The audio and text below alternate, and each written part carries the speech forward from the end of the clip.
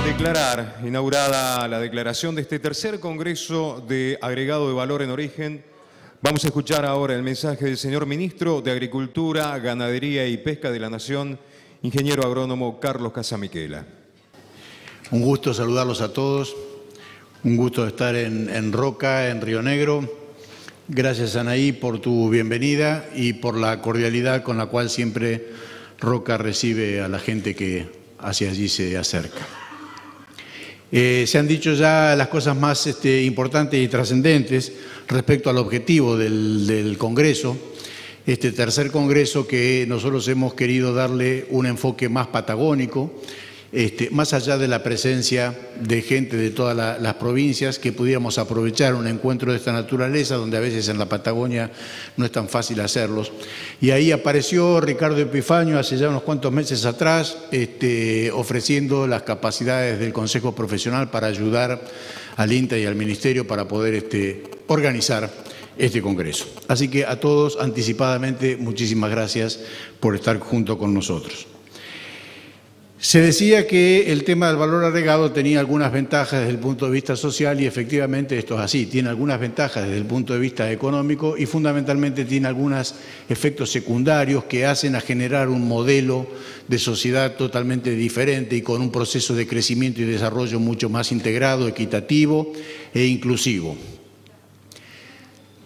Yo decía, estaba escuchando recién, escuchaba los mensajes y yo digo, yo adhiero a que el Estado tiene que ser presente, fuerte, activo, sólido, capaz, con habilidades y con solidez para enfrentar un proceso de generar transformaciones en la sociedad en un marco de equilibrios sociales, económicos, políticos que permitan una marcha en conjunto hacia el futuro y hacia adelante. En la época en que el Estado estuvo mirando para otro lado y el Estado estuvo ausente, tuvimos una gran crisis, desaparecieron miles de productores, se hipotecó el campo argentino, los institutos y los centros de investigación y tecnología tuvieron el presupuesto más bajo de la historia, el INTA estuvo a punto de ser privatizado, todo esto pasó hace no muchos años.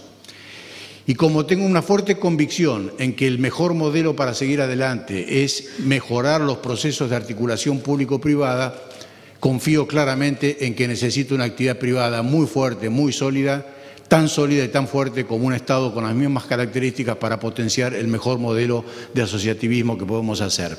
Las responsabilidades son diferentes, los emprendimientos son diferentes, pero claramente el Estado puede confluir en una mirada compartida con el sector privado. Y cuando digo el Estado en toda su dimensión. No estoy pensando en el Estado nacional, estoy pensando en el Estado nacional, en estados provinciales, en los estados municipales.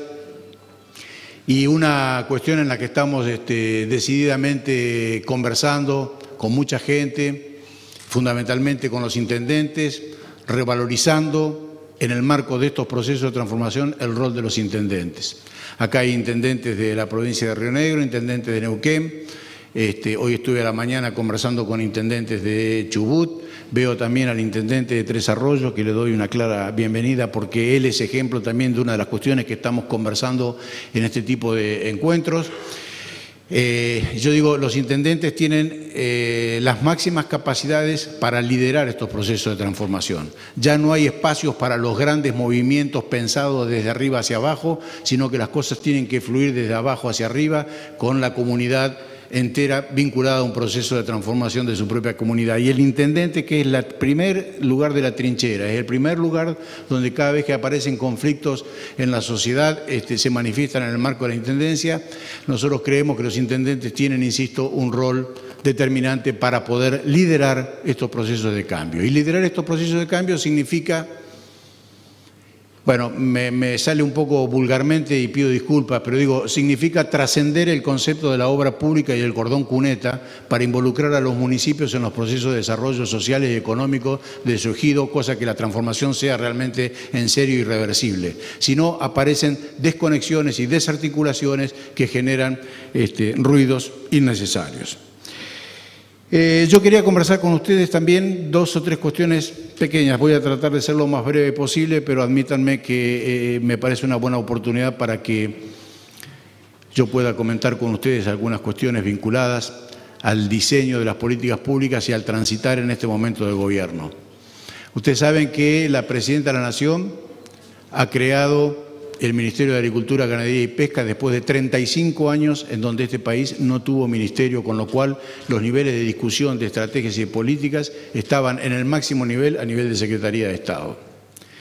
Pero aparte de crear el Ministerio de Agricultura, Ganadería y Pesca, creó la Subsecretaría de Valor Agregado, poniendo el eje en uno de los esquemas estructurantes que hace la modificación del sector agropecuario. Hay que seguir en esta línea de trabajo, la que ustedes están comenzando, la que seguramente no se va a agotar en este Congreso, sino en el trabajo cotidiano y permanente hacia adelante. Hay que seguir transformando ese modelo agroexportador argentino, en donde solamente somos capaces de vender materias primas, que las sabemos hacer y bien, para empezar a ser proveedores de alimentos al mundo. El mundo incorpora 80 millones de habitantes por año. 80 millones, 2 Argentinas por año se suman a la población mundial. 9.300 millones de habitantes es lo que se supone que va a haber en el año 2050. Para la historia del desarrollo de los pueblos, 2050 es ya, 30 años.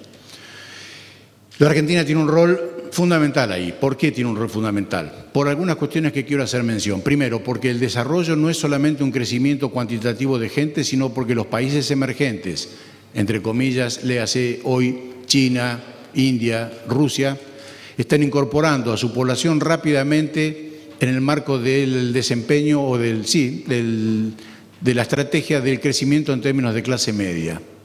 Hoy China incorpora 35 millones de habitantes por año a su clase media. Esto significa un cambio en los hábitos de consumo, un nivel de demanda, un nivel de exigencia totalmente diferente en cantidad de alimentos y en calidad de alimentos. Y como ya se dijo, la Argentina hoy somos 40 millones de habitantes, producimos alimentos para 400 millones de habitantes, con lo cual está claramente demostrado la potencialidad, la capacidad y la potencialidad de nuestro país para seguir creciendo en este sentido. ¿Cuánto podemos crecer? No mucho en superficie y necesariamente tenemos que crecer en rendimientos en productividad por hectárea o por superficie. ¿Cómo lo podemos hacer? Aplicando claramente conocimiento y destreza. Hay un trabajo muy importante de unos emprendedores de la actividad privada que demuestran que el 80% del crecimiento de los últimos 10 años en el proceso de la Argentina productora de cereales y granos se debe a la incorporación de conocimiento y tecnología. Yo no sé si la cifra es exactamente el 80%. Lo que está claro es que la incorporación de conocimiento y de tecnología es motor del desarrollo. Y cuando digo conocimiento no estoy diciendo solamente el conocimiento de los organismos de ciencia y tecnología, sino estoy hablando del conocimiento, de los saberes, de las capacidades y de lo que sabe hacer la gente. Hablamos de valor agregado en el Valle. El Valle es seguramente un ícono en la economía argentina, en la historia económica argentina, como generadores de valor agregado, ¿no? Y digo esto como tantas otras economías del país, porque uno a veces piensa en valor agregado y está pensando en valor agregado es transformar la uva en vino, valor agregado es generar alimentos de procesamiento de todos lados. Y recién decía el intendente sus ejemplos, muy interesantes ejemplos de Neuquén. Neuquén tiene, si me permite, ministro, un ejemplo que yo también quiero que todo el mundo comparta porque suele ser desconocido, y es que después de muchos años de discusión política en nuestro país, la Argentina tiene una ley de denominación de origen controlado, es decir, caracteriza productos con terruño y le pone el concepto de calidad. Decía, después de muchos años de discusión, la Argentina tiene esa ley y la primera denominación de origen del país es el chivito neuquino, que no solamente está producido en la provincia de Neuquén, sino que está producido por pequeños agricultores y pequeños productores transhumantes que desarrollan una tarea ímproba. Esa es la primera denominación de origen del país, con lo cual también está claramente demostrada la potencialidad en términos de seguridad alimentaria, de soberanía alimentaria que está dando la agricultura familiar y la pequeña agricultura en nuestro país. Hoy el 20% del Producto Bruto Agropecuario de la Argentina proviene de la agricultura familiar y el 65% de los productores del país, esto es 200.000, responden al patrón de la agricultura familiar. Decía que la Argentina tiene el rol ese, volviendo a retomar esta visión de qué está pasando en el mundo, tiene un rol protagónico ahí y tiene también un rol protagónico en una mirada mucho más regional. Digo, la potencialidad que se da ahora y en el futuro cercano, sumando capacidades en el cono sur de América Latina, contando con 2 recursos fundamentales para la producción de alimentos, 3 diría yo, 3 recursos fundamentales para la producción de alimentos, que es agua, suelo y gente que sepa hacer las cosas. Las 3 cosas están acá, las 3 cosas están en el cono sur, y claramente la potencialidad del Mercosur, el Mercosur ampliado, es un motor en donde la Argentina tiene que prestar claramente atención y un involucramiento fuerte para seguir construyendo esta sociedad en el marco del cono sur de América Latina. Todo el mundo está mirando esto con estrategias muy diferentes. Los chinos van en un proceso de avance de la necesidad de producir sus propios alimentos, tienen limitaciones profundas en China. Hoy China es propietaria de 4 millones de hectáreas en África. Claramente comienzan a elaborar estrategias de asegurarse la cuestión alimentaria. Ustedes saben que China acaba de comprar las 2 más grandes multinacionales de exportación de cereales de nuestro país, o que tienen trabajo en nuestro país, junto con una empresa estatal china, en donde la ley de extranjerización de tierras, así llamada vulgarmente, pone límites a la compra de tierras, pero entonces la estrategia se posiciona ubicándose como socios prioritarios en la comercialización de cereales y granos. Camino que tiene relativamente poco que ver con la Patagonia, pero que claramente la Argentina sigue para adelante, y este año vamos a tener nuevamente un récord en la producción de cereales y granos de 107 millones de toneladas, con lo cual seguimos siendo productores importantes y determinando en algunos sectores los mercados y los precios de comercialización, claramente soja. Cuando yo les decía, si Brasil se suma con Argentina para producir soja, es el mayor productor y exportador mundial de soja, esa pequeña sociedad. Y digo lo de los granos, y decía, por ahí no toca mucho acá, y digo, guarda, empecemos a mirar los valles patagónicos y los mallines patagónicos con algún otro nivel de transformación, ¿no? Hay 1 millón de hectáreas de mallines patagónicos que están esperando un proceso de desarrollo y de aprovechamiento integral, y hay enormes cantidades de superficies. Yo de esto no voy a hablar, y mucho menos acá, sobre las potencialidades de los valles. Pero claramente hay que abrir un poco más, hay que pensar algunas cosas más, hay que empezar a pensar en abrir cuencas lecheras en el interior del país, hay que pensar en abrir cuencas de producción de proteína animal en el interior del país. Para esto hace falta alimentos para el ganado, y los valles irrigados de la Patagonia tienen un enorme potencial para producir. Todos los ensayos durante 20 años que se realizaron en Patagonia, sin lugar a dudas, duplican la capacidad de producción, aumentan la capacidad de producción del maíz en la región pampeana, porque claramente se puede manejar el agua, y esto es clave para la producción de granos, con lo cual hay que pensar también en esos procesos de transformación, y eso también es valor agregado, y eso es modificación de esto.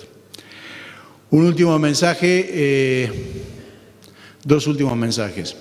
Uno específicamente para la juventud, que claramente puedan recuperar la posibilidad de tener una participación activa en estos procesos de transformación del sector agropecuario, no pensando en lo agropecuario en la visión tradicional, sino pensando en lo agropecuario como eje de transformación, sumando la industria e industrializando lo agropecuario. Hay mucho lugar para los jóvenes. Veo alguna gente de Córdoba, entre Córdoba y Santa Fe, en esa zona que comparten en la producción de granos en la Argentina. Se han hecho 400 plantas extrusoras de soja en manos de grupos de productores de no más de 10, 12 productores cada uno.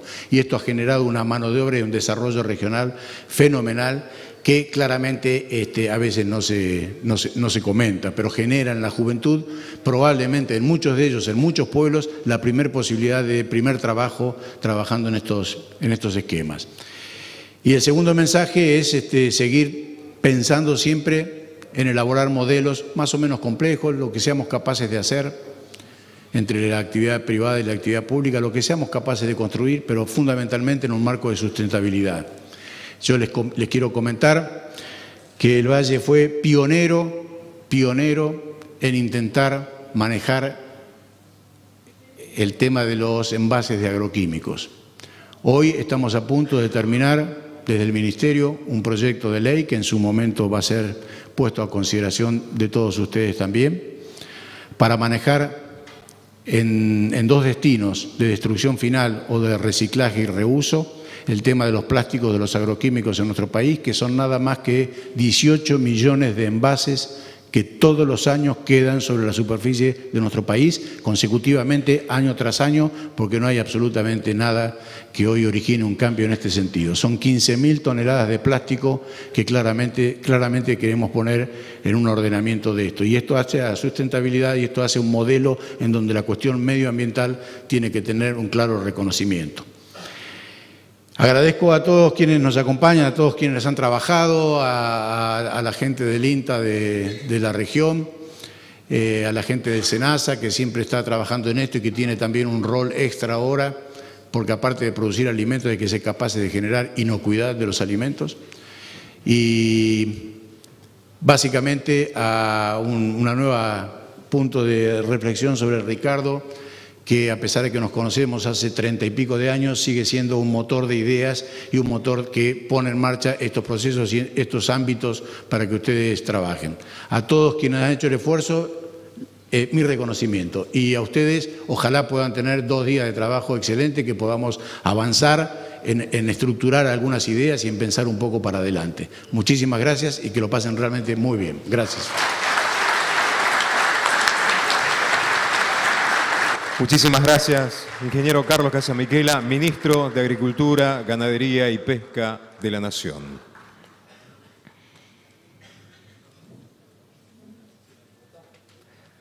Vamos a invitar a las autoridades a sumarse a la audiencia para iniciar las actividades específicas de estas 2 jornadas. Menos a Oscar. Oscar, quédate, por favor, que ese es el moderador.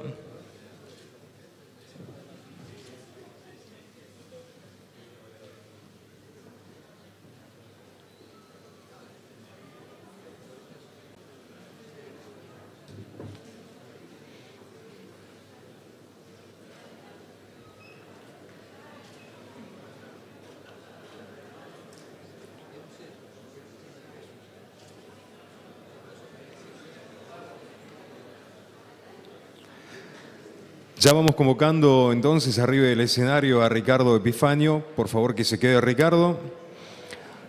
A Leandro Bertolla, a Tabaré Bassi y a Mario Bragaccini, que van a ser los integrantes de este primer panel.